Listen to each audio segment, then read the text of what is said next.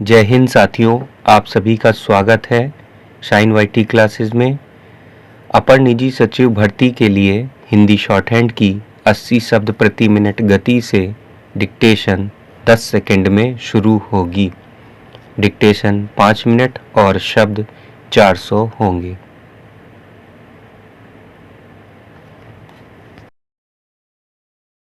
Start. इस बार आर्थिक सर्वेक्षण के बजाय वित्त मंत्रालय ने बजट पूर्व आर्थिक समीक्षा रिपोर्ट पेश की। चुनावी वर्ष होने की वजह से इस बार अंतिम बजट पेश होगा, इसलिए सरकार ने फैसला किया कि आर्थिक सर्वेक्षण चुनाव के बाद पेश होने वाले पूर्ण बजट के समय प्रकाशित किया जाएगा। अभी तक यही परंपरा रही है कि बजट से एक दिन पहले आर्थिक सर्वेक्षण प्रकाशित किया जाता है। उसमें बताया जाता है कि पिछले बजट में सरकार ने जो लक्ष्य तय किए थे उन्हें कहां तक हासिल किया जा सका है।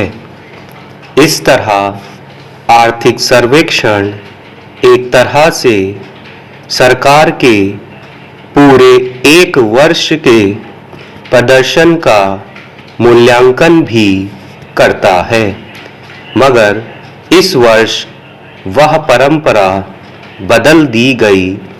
समीक्षा रिपोर्ट में कहा गया है कि चालू वित्त वर्ष में भारत की विकास दर 7% रहेगी।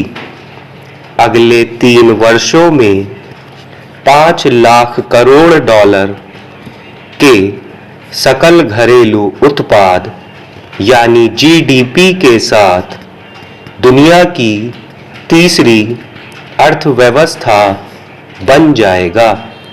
अभी 3.7 लाख करोड़ डॉलर की अनुमानित जीडीपी के साथ दुनिया की 5वीं अर्थव्यवस्था है।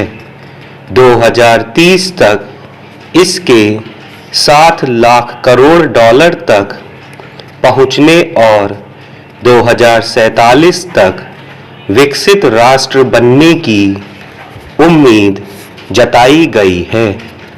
समीक्षा रिपोर्ट में लगभग वही बातें कही गई हैं जो पिछले काफी अरसे से कही जा रही हैं।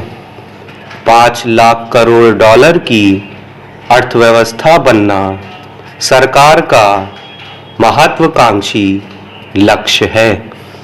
अभी जिस तरह दुनिया मंदी के दौर से गुजर रही है, मगर उसके बीच भारतीय अर्थव्यवस्था का रुख ऊपर की तरफ बना हुआ है। उसमें इसके 5 लाख करोड़ डॉलर के लक्ष्य तक पहुंचना मुश्किल नहीं माना जा रहा। समीक्षा रिपोर्ट में कहा गया है कि पिछले 10 वर्षों में कई उल्लेखनीय सुधार हुए हैं, जिसका असर आर्थिक प्रगति पर स्पष्ट देखा जा रहा है। रिपोर्ट के मुताबिक घरेलू मांग और निवेश बढ़ा है, जिसके चलते पिछले 3 वर्षों से विकास दर 7% से अधिक रही है। हालांकि समीक्षा रिपोर्ट में कही गई बातों से कितने आर्थिक विशेषज्ञ सहमत होंगे, देखने की बात है। एक संतुलित अर्थव्यवस्था में विकास दर की जो गति होनी चाहिए वह लड़खड़ाती नजर आती है।